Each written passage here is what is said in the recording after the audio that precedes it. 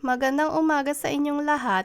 Tingnan natin ngayon ang weather forecast para sa Pilipinas. Walang inaasahang bagyo o LPA ngayong linggo at sa nalalabing bahagi ng buwan.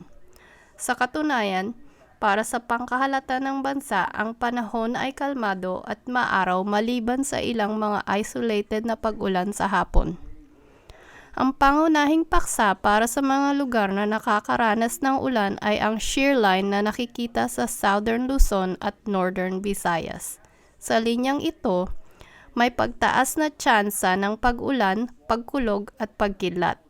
Ito ay mas lalo pang magiging malakas sa simula ng susunod na linggo habang namamataan ang isa pang malamig na bugso ng hangin na umiiral sa paligid ng Okinawa, Japan at tutungo sa timog.